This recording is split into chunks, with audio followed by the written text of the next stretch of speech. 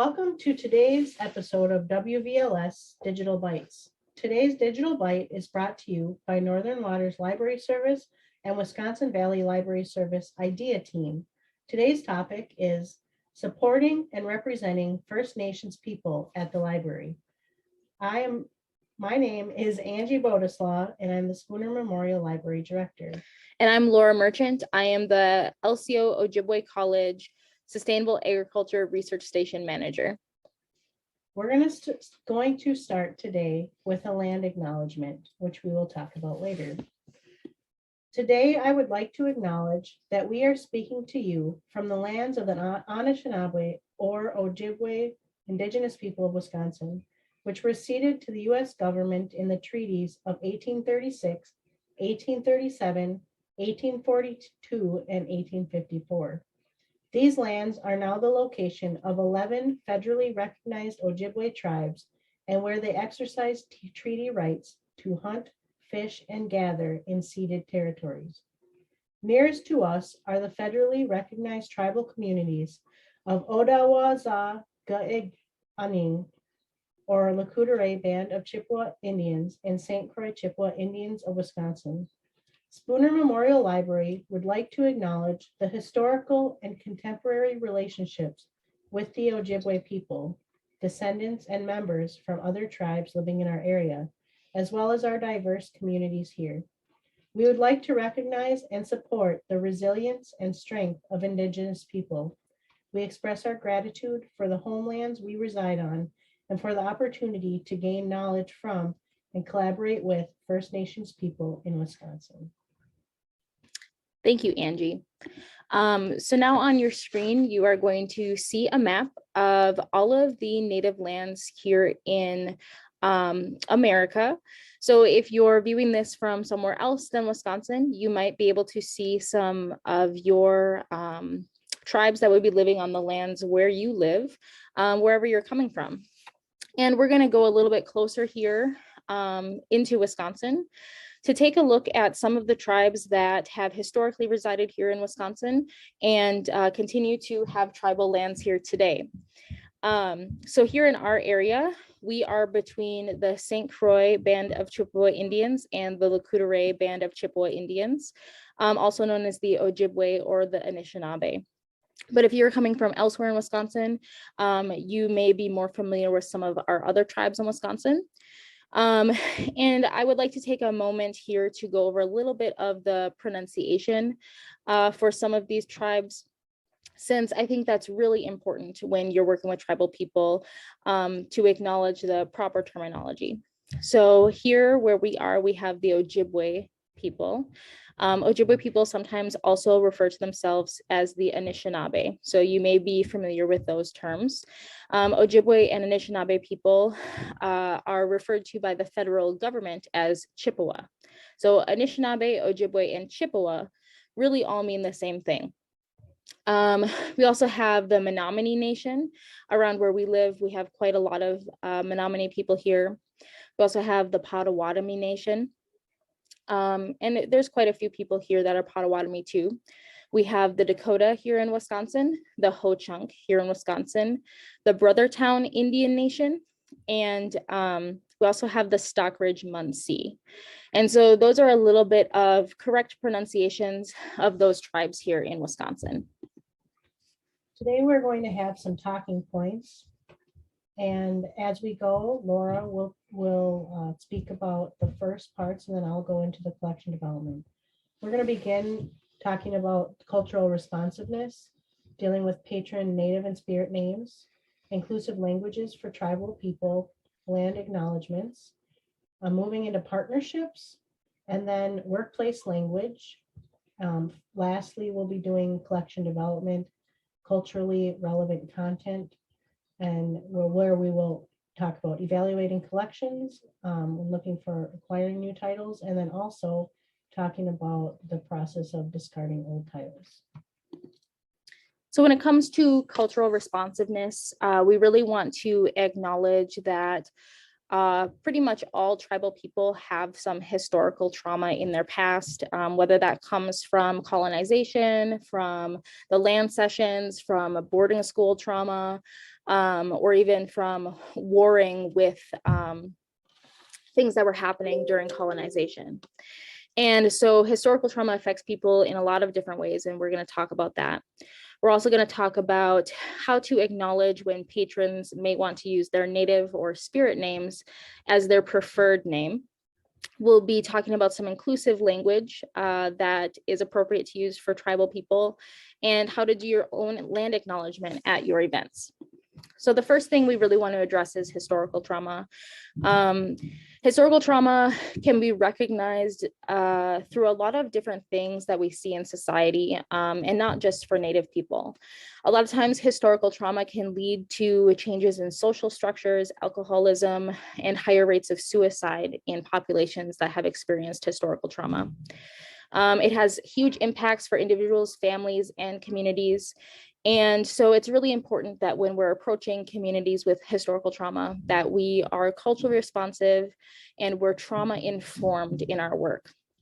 So I think one thing that you can do to be more trauma informed is to include professional development for your staff on how to be more trauma responsive and trauma informed with your patrons. A lot of the misconceptions or views of Native communities from outside communities have to do with historical trauma. So a lot of times we think of tribal communities and the people who live on reservations having a high rate of alcohol and substance abuse. But a lot of other things go hand in hand with that, like depression, anxiety, mental health disorders, post-traumatic stress disorder. And I think one of the things that we need to be really aware of as institutions is how historical trauma has affected Native people's views of institutions. So a lot of times Native people, because of historical trauma, will be more fearful of institutions. And so making your library as inviting to Native people as possible is helping to mitigate a little bit of that issue. Another really big thing that I think is super important is making sure that you're recognizing your patrons' identities and their preferred names. So a lot of Native people will have a name that has a very sacred and spiritual significance that's given to them through ceremony. And in Ojibwe culture, we call that the Nindigu, which kind of roughly translate to like what your spirit is called. And so being able to add those to people's preferred names is really important. And I think people get kind of caught up in, being afraid they're going to mispronounce and embarrass themselves or embarrass the patron. And I think it's important to know that it's okay to ask. And most Native people will be totally fine with explaining how to pronounce their Native name. So it's something that I think is really important. And it's something that I definitely wanted to point out that Angie includes in their library card application. So that's something that Spooner Library is doing, and I hope that others are implementing that as well. We also want to make sure that we're using inclusive language when we're referring to Native people. We never, ever want to use the term Indian. Even though Indian is sometimes used by Native people to refer to themselves, and it's also used by the federal government to refer to Native people, it is really unwise to use it and can be very off-putting to hear Indian when you're being referred to by someone who is non-Native. So we definitely want to steer clear of using Indian. In my opinion, the best inclusive language for all Native people is Native American, Indigenous American, or First Nations. I also think it's important when you are including Native American things at your library. Maybe you make a display during Native American Heritage Month, or maybe you have a story hour dedicated to Native American people, anything like that. Whenever possible, you want to refer to Native American people a little bit more specifically. So if you can, you want to use their tribal identity. So like if you were talking about Ojibwe people, you would want to use the term Ojibwe instead of Native American. And if you want to take it one step further, you could also use Anishinaabe instead of Ojibwe. So Anishinaabe is what Ojibwe people use to refer to ourselves. I think too, when you're having community events, it's becoming a little bit more popular now to do land acknowledgements, and I think that's wonderful. So a land acknowledgement is something that we did at the beginning of this presentation, and is something I think all organizations should probably start implementing. And so here are a couple tips for how you can create your own land acknowledgement. Really, the first thing you want to do is acknowledge who the land historically belonged to.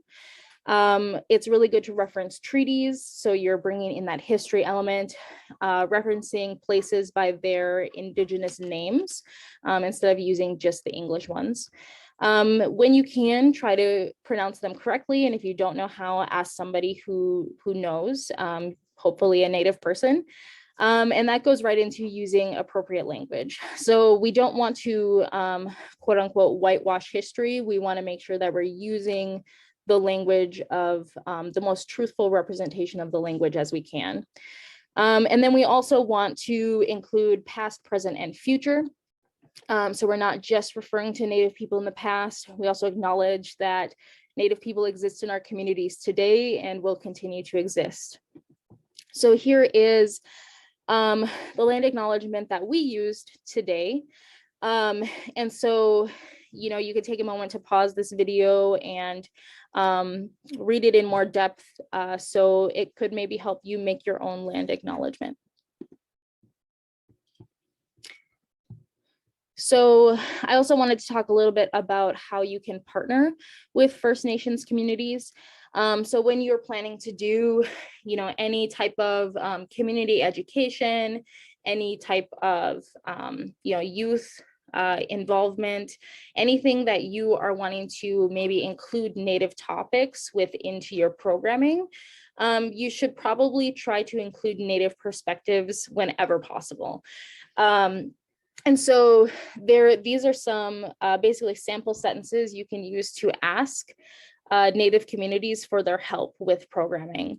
And on the next couple slides, I will share some partnership possibilities with you. So we have the Wisconsin Indian Education Association here in Wisconsin. They provide a lot of technical assistance for anybody who's wanting to educate about Native topics. We have the Great Lakes Indian Fish and Wildlife Commission. They offer educational programming via Zoom or in person. And you can, you know, talk to them and schedule something, and they'll come to visit you and present programming. And they do a really good job. I work with them all the time. The University of Wisconsin Extension Native American Task Force has also been developed, and they help support educational outreach. So they are a really great person to contact with questions. And if you're not sure what resources are in your area, they might be able to answer that for you. Here where we live, we have a lot of great tribal communities who have a lot of great resources. And I'm sure in your communities, you probably have some as well. So around here, we have things like tribal education departments, tribal extension departments, tribal preservation offices, tribal conservation departments, tribal K-12 schools. I myself work for a tribal extension department now, and I used to work for a tribal education department. So these are resources that in your community you can utilize to bring in presenters or get help making sure your information is accurate and culturally responsive. The topic we're going to end with today is about collection development. And we're going to start first talking about new acquisitions. So before I get into any collection development, the most important thing that a library director should look at is, what does your collection development policy look like? What does your weeding policy look like? And if you do not have a collection development policy, you should write one.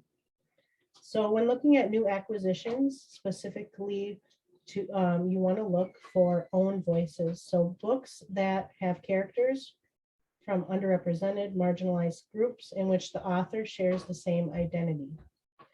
So the writing would be inspired by the author's own experiences and written from their own perspective. There are plenty of resources out there, more and more, to help you find books with own voices. One resource is the American Indian Library Association. They have book lists. They also have book challenges. If people want to do there right now, I think they have a 2021 book challenge that looks pretty neat. One thing too, a lot of times as a library director, we get caught up, or an acquisitions librarian, we get caught up in utilizing the same vendor. And sometimes our usual vendors like Baker and Taylor don't have a lot of Native American books. So I encourage you to seek out vendors and publishers. There's a lot of good publishers out of Canada that have good representation. One resource that I cannot emphasize enough is the Children's Cooperative Book Center. They're right in Wisconsin, in Madison, and they are an excellent, excellent resource. In fact, you can visit the CCBC and walk through their collection and put in your hands some Indigenous works. It's pretty nice. And then also look at the tribal libraries that you have in your system for help as well. And then another thing when looking at acquiring new books is to emphasize tribes, because there are a lot of Ojibwe books. Before, in the past, there used to be, especially nonfiction books about Native Americans that were pretty broad. But if you focus on tribes, they tend to be more quality work. And then lastly, we're going to talk a little bit about what to do about your existing collection, if anything. So to evaluate your existing collection, a few things to keep in mind when looking at the books. So things have been getting better, but keep in mind, if you're looking at books, are they counting people? Are they counting 1 little Indian, 2 little Indian, 3 little Indian? Not only counting books, but also alphabet books. Is I for Indian? Is E for Eskimo? Those are items that you might want to reconsider having in your collection. Another thing to look at is regalia being used as costumes? And this could be in your fiction, like your children's books, but also in your nonfiction area. Maybe you have an old costume making book. I would definitely look into that. And then regarding nonfiction, look at who wrote it. Is it a representation of is it accurate? Does it talk about tribes?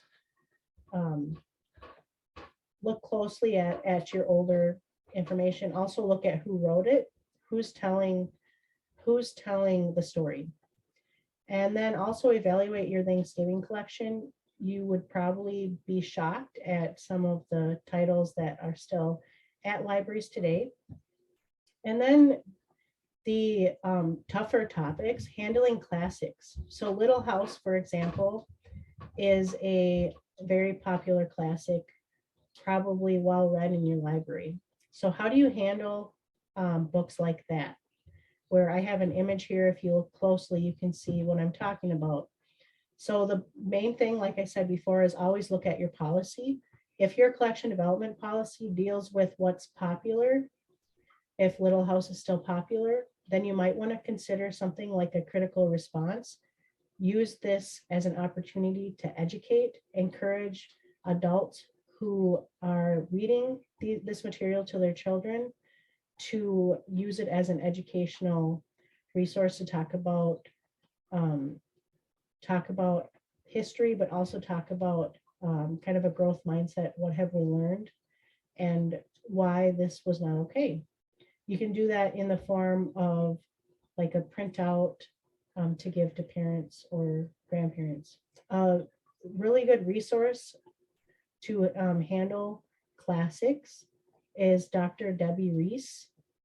On the resource page, I have a link to her resources on there, but she goes in depth dealing with these.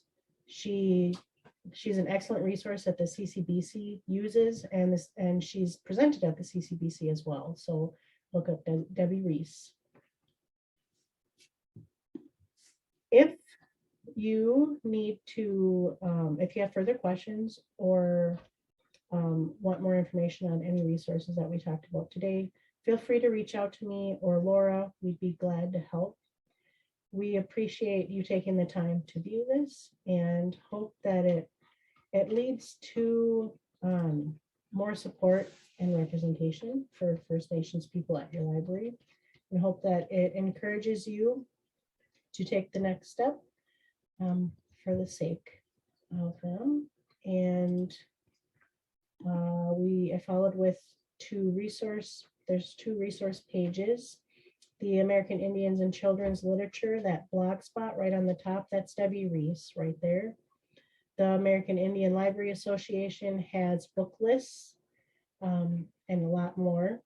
CCBC not only can help you deal with any book challenges, or if you have any questions about what to do with books that you find questionable or problematic, but they also have an entire list of small presses that are places where you can get books with own voices.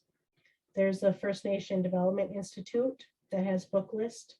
Indian Country Books has book lists, and you can purchase books from them. Native Voices Books, another place where you can purchase books. Scholastic also has some content on how to use your literature and other programming and such in a respectful manner for Native peoples. And then the Tribal College Journal had a pretty good book list as well.